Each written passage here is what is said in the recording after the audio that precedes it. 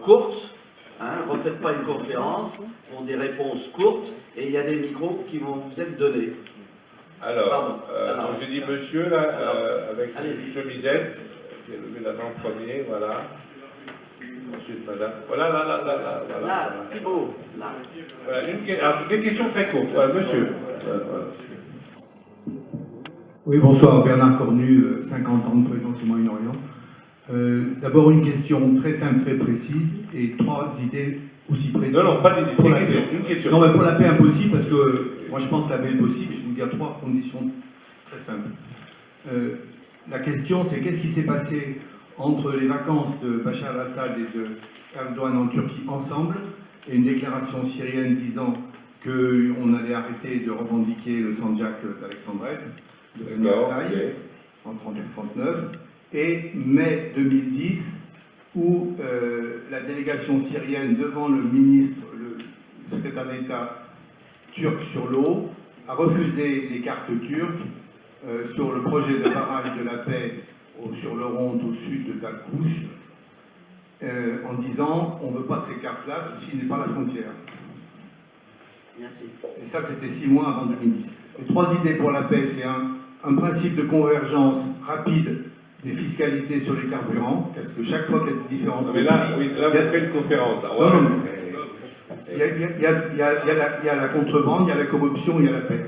Deuxième chose, c'est une déclaration de l'Europe pour assumer une responsabilité collective dans la guerre européenne de 14, qui a créé toute cette situation. C'est fondamental dans la psychologie européenne et la psychologie mondiale. Bon. Très bien. Alors là, la troisième chose, c'est une résolution chapitre 7. D'accord. Alors, sur pour la réponse, c'est-à-dire, effectivement, qu'est-ce qui a amené la Turquie et la Syrie, qui étaient des amis, c'est-à-dire Erdogan et Bachar al-Assad qui étaient des amis, et ben Didier, donnez le micro à Didier Billon, c'est très bien. Voilà. Je ne vais pas en abuser, mais pour un élément de réponse, l'amitié, comme l'a évoqué tout à l'heure François, le rapprochement entre la Turquie et la Syrie ont été de très courte durée en réalité. C'est après la tension militaire de septembre 1998 qui a été évoquée, qui a failli dégénérer en conflit ouvert, que peu à peu les relations entre Damas et Ankara se sont fluidifiées d'une façon tout à fait exceptionnelle. Accord de libre-échange, suppression des visas, et même à 2 reprises des réunions communes du Conseil des ministres. Et puis arrive le début du mouvement de contestation en Syrie en février-mars 2011, et là, moi j'en témoigne, j'ai eu des contacts personnels avec des diplomates turcs, il y a eu beaucoup d'allers-retours entre Ankara et Damas, beaucoup d'envoyés du ministère des Affaires étrangères.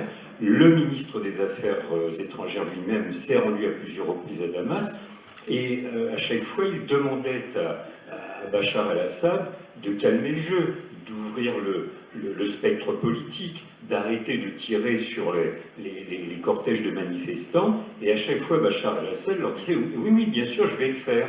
Et dès que les émissaires turcs repartaient vers Ankara, eh bien la répression continuait et le jeu n'était pas pour autant ouvert. Et là, il y a un processus quelque part quasi psychologique, c'est que les diplomates turcs et le gouvernement turc n'a pas accepté que Damas se moque un peu d'eux, c'est-à-dire fasse des promesses et ne les fasse pas suivre des faits.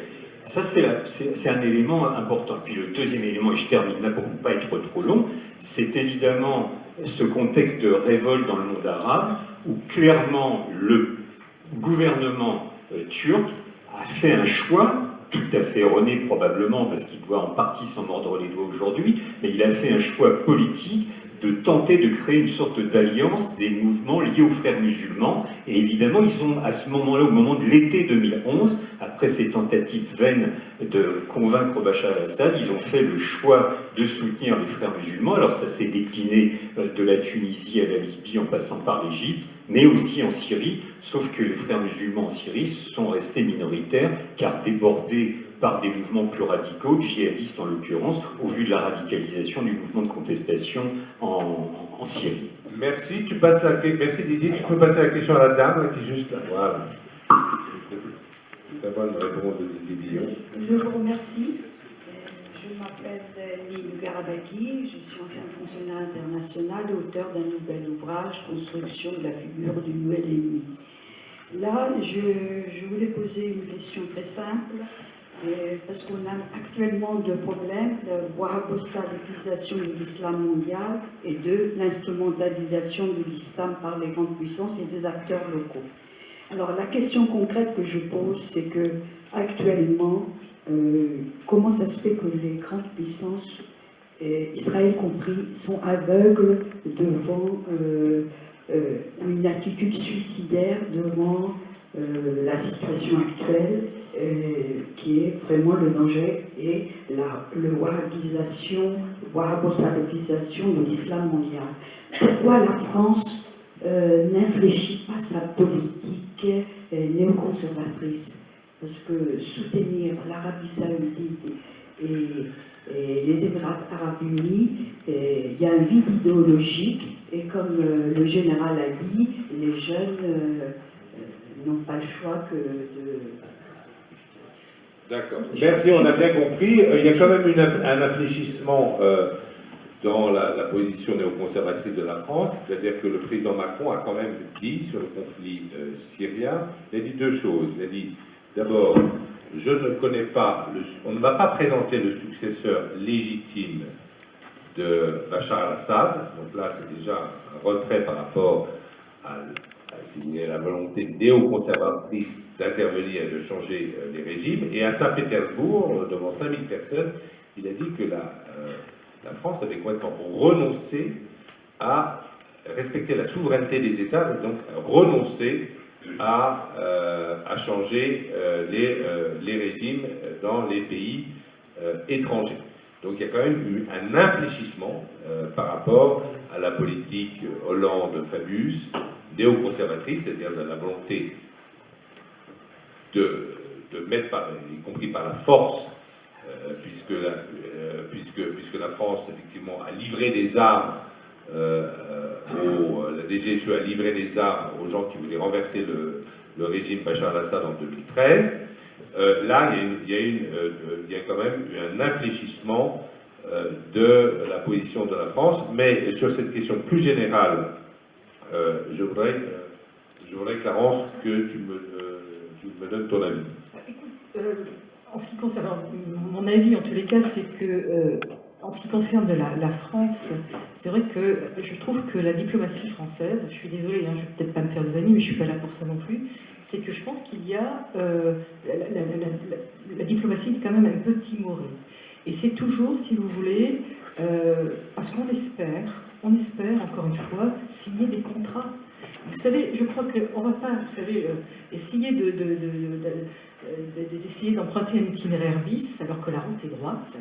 Je pense que tout ce qui se passe en ce moment, les relations entre la France et l'Arabie Saoudite, on le voit bien au mois d'avril lorsque la France a accueilli à bras ouverts Mohamed bin Salman, alors que Mohamed bin Salman en ce moment, parce qu'il ne faut quand même pas se voiler la face, il est en train d'emprisonner et d'incarcérer des militants d'opinion, y compris également des proches.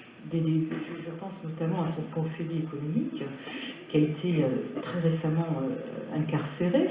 Donc, on n'aime pas appeler, on a du mal en France à donner, si vous voulez, on joue sur les mots très souvent. Attendez, l'Arabie Saoudite, je veux dire, est-ce que l'Arabie Saoudite aujourd'hui mérite donc toute notre attention alors qu'elle se comporte comme un pays, je veux dire, dictatorial. Depuis que avec l'avènement notamment de Mohamed bin Salman, on le voit bien, c'est une autocratie. Qu'est-ce qui se passait avant, en termes de politique qui était menée par les prédécesseurs? Parce qu'on a l'impression que depuis que ce jeune est là, Mohamed bin Salman, il n'y a pas eu d'histoire en Arabie Saoudite. C'est-à-dire qu'on fait fi de ce qui s'est passé auparavant, et notamment avec le roi Abdallah, entre autres, hein, puisque j'ai connu cette ère-là, qui était beaucoup plus modérateur, entre guillemets, hein, mais parce que, si vous voulez, la politique était menée par le consensus. On tenait compte du consensus, c'est-à-dire que le souverain tenait compte donc de la vie des ulémas, donc des religieux, tenait compte de la population, tenez compte également des hommes d'affaires, etc., etc. Et là, tout est phagocyté par ce jeune prince Mohammed bin Salman. Donc on est passé d'une horizontalité, j'ai envie de dire, à une verticalité. Et c'est ça qui aujourd'hui est un problème au sein même, si vous voulez, de l'Arabie Saoudite, y compris dans les relations internationales menées entre autres avec la France. Merci. Alors, Pierre, un mot. Un mot rapide pour répondre à votre question. On explique souvent le lobby pro-saoudien à travers la firme Dassault. Je tiens à m'élever contre cette affirmation, de pour la simple et bonne raison que nous n'avons jamais vendu d'avion en Arabie Saoudite. Les Saoudiens nous ont toujours dit que l'aviation, ce serait anglo-saxon. Bon. Donc il ne faut pas se tromper, il y a un lobby saoudien en France, c'est pas Dassault, il faut lui rendre cet hommage. Pardon? Ah oui, mais qui paye des avions chez les autres, c'est autre chose, mais il n'y a jamais eu un avion vendu aux Saoudiens. Deuxième chose, le lobby de l'armement, évidemment, est un des éléments importants de ce lobby pro-saoudien, puisque l'Arabie Saoudite est notre meilleur client, suffisant en moyenne lycée depuis 25 ans à peu près. C'est-à-dire, si vous additionnez tout ce qui s'est vendu là-bas. Encore une fois, on vendait d'autant plus que, comme je vous le disais tout à l'heure, les Saoudiens n'achetaient pas des armes pour faire la guerre, ils achetaient des armes comme des anxiolytiques en se disant « j'achète une garantie de sécurité ». Donc, ce lobby est aussi constitué d'un certain nombre d'universitaires qui vous expliquent toujours que les choses ne sont jamais aussi simples que vous venez de les expliquer. C'est-à-dire, bien entendu, l'Arabie Saoudite n'est pas comme vous le croyez. Troisième strate, si vous voulez, c'est quand même les contrats de relations publiques que l'Arabie Saoudite a passés. Aujourd'hui, l'Arabie Saoudite a des contrats avec les 4 plus grosses boîtes de relations publiques françaises, dont une qui s'appelle Publicis et qui est dirigée par Madame Banater, ex-Bleustein Blanchet, qui se fait défenseur de la cause des femmes, sauf en Arabie Saoudite. Mais évidemment, ça dépend de l'importance du contrat. Dernière remarque.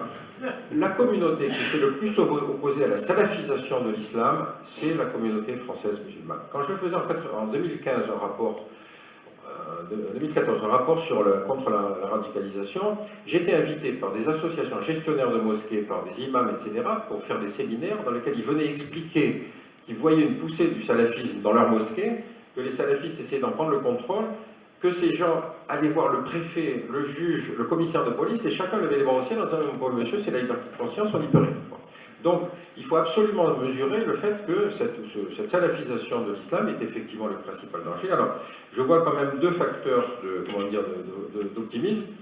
La première, c'est que le rapport Al-Karawi, qui a été cité tout à l'heure, ne cesse de parler de la wahhabisation de l'islam.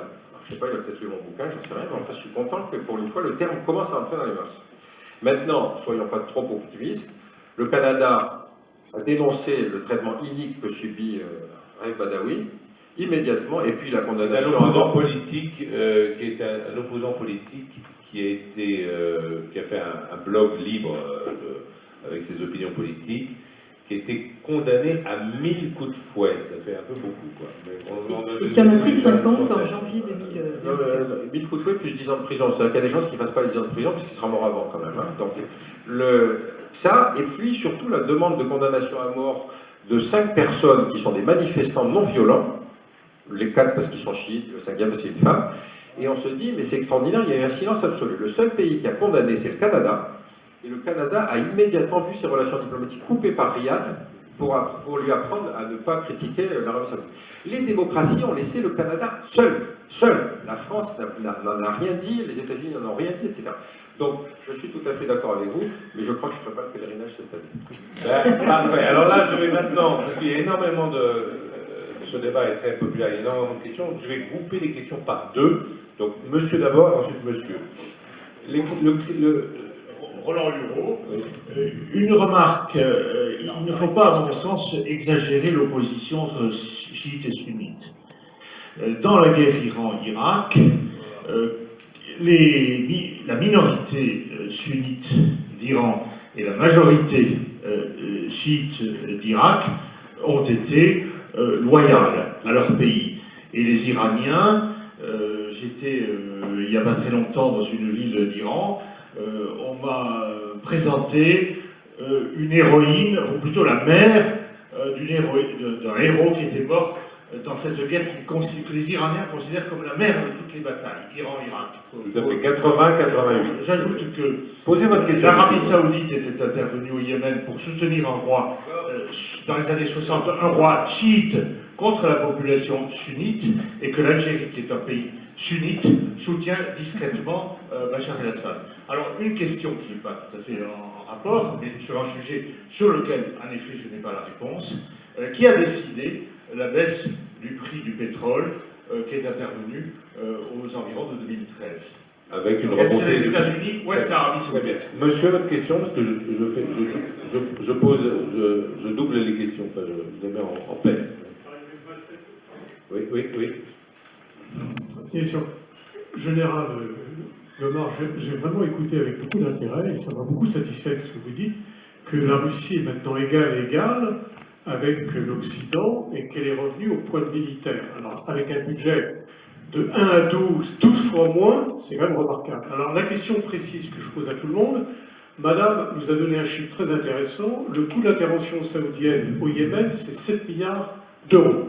Est-ce que quelqu'un connaît le coût de l'intervention russe ou en Syrie? Moi, je l'évalue, mettons, à 2 milliards. Donc, manifestement, 4500 Russes avec 2 milliards sont 10 fois plus efficaces que les Saoudiens. Est-ce que vous êtes d'accord ou pas? Pareil pour mon ami François Nicoulot. J'ai calculé qu'avec la baisse des exportations, l'Iran va perdre 50 milliards de dollars par an. Et quel est le coût? Je pose la question, et j'étais allé hier, personne ne connaît le coût de l'intervention iranienne. Non pas en hommes, mais en matériel, en coût. Bon, les Américains veulent briser l'Iran. Autrement, ils ne feraient pas ça, ou alors ils seraient complètement déculottés.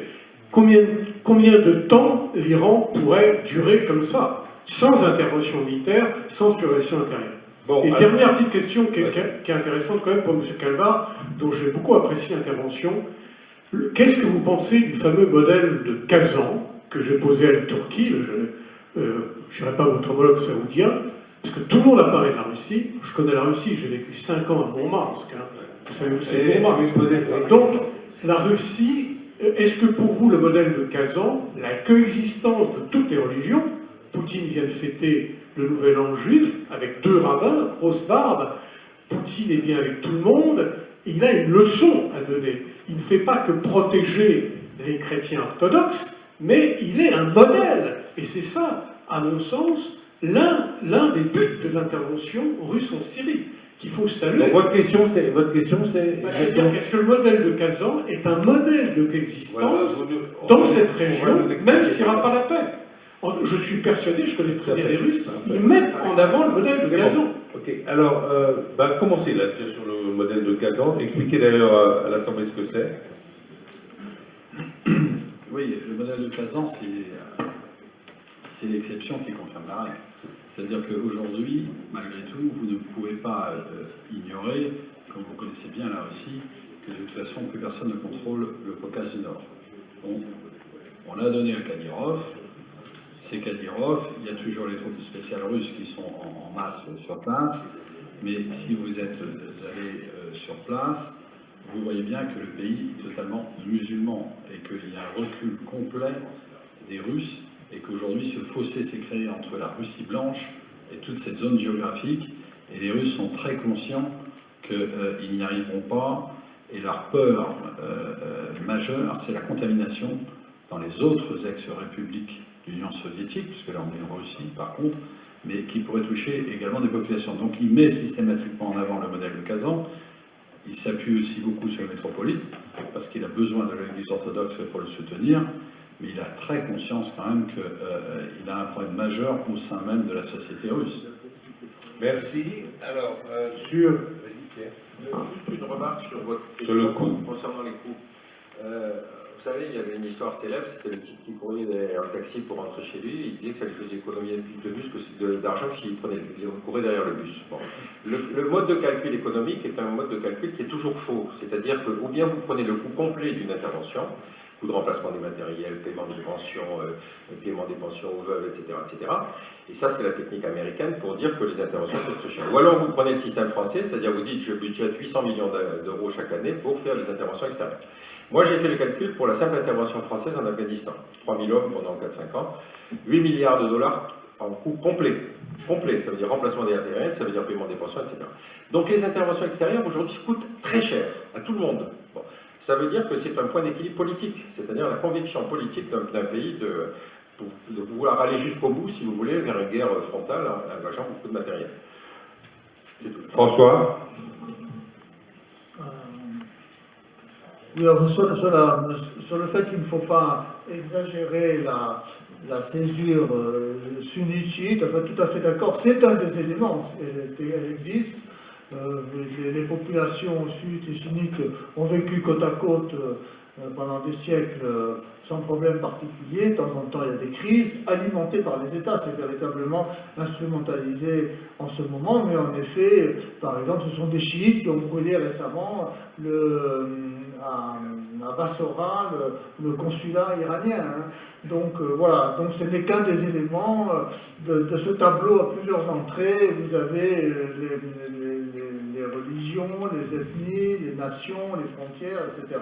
Voilà, il ne faut pas exagérer, il faut prendre la juste mesure de cette donnée. Combien de temps l'Iran pourra résister? C'est évidemment la question à 1000 francs.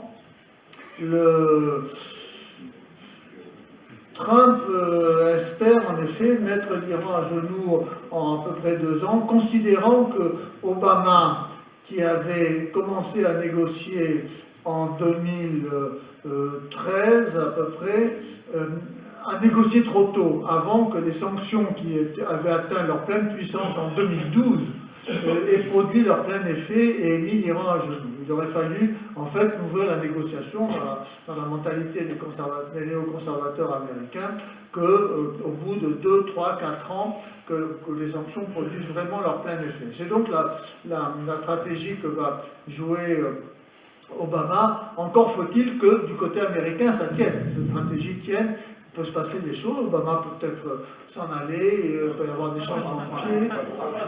Oui, bien entendu, Trump peut s'en aller, il peut y avoir des changements de pied. On a vu que Trump offre aux Iraniens de négocier, les Iraniens refusent, probablement à mon avis à juste titre. Et donc une raison d'entrer dans une négociation après les camouflets qui leur ont été infligés. La question, c'est de savoir, c'est la résilience de l'économie iranienne. Enfin, et leur capacité à vendre quand même une partie de leur pétrole. Les sanctions d'Obama avaient réduit les exportations de l'Iran à peu près par 2, mais en même temps, les réductions d'exportation avaient fait monter le prix du pétrole sur le marché mondial. Voilà, il y a eu un jeu assez... Le pétrole n'a jamais été aussi haut que du temps d'Ahmadinejad, et on a tiré évidemment énormément de profit. Donc, l'économie iranienne est quand même assez résiliente. Hein. Le régime tient le pays quand même d'une main de fer.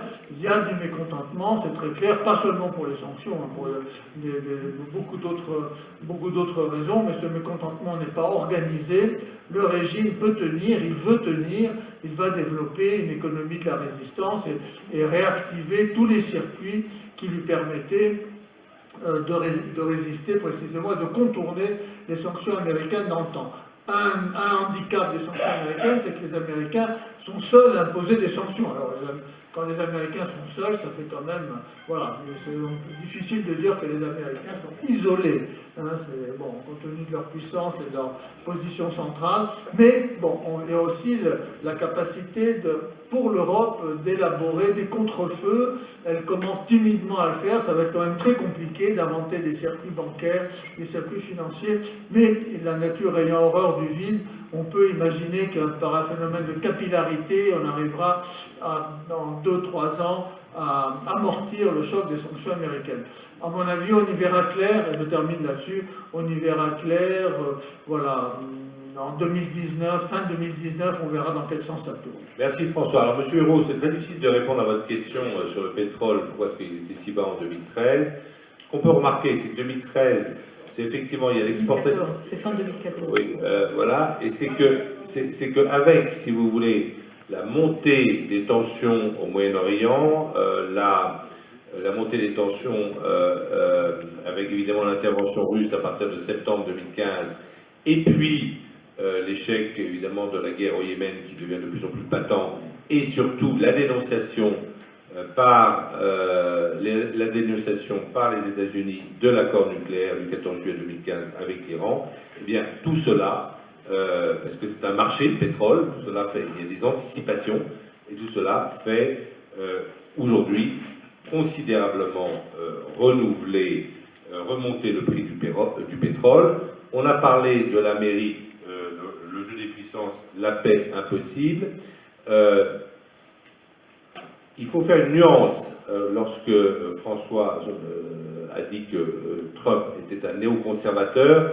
Je ne dirais pas que c'est un néoconservateur, c'est-à-dire que Trump, pour moi, n'est pas un homme qui préfère la justice ou la démocratie, ou l'idée qui se fait de la justice ou de la démocratie, à la paix. Les néoconservateurs, ce sont des gens qui préfèrent la justice ou la démocratie, ou l'idée qui s'en font, à la paix. Pour Trump, il est, selon moi, plutôt kissingérien ou metternich, la paix, c'est la valeur suprême. Mais il a effectivement une politique très cash au Moyen-Orient, une politique qui est double. Premièrement, ou triple. Premièrement, je fais payer mes alliés. Il leur parle de manière presque vulgaire.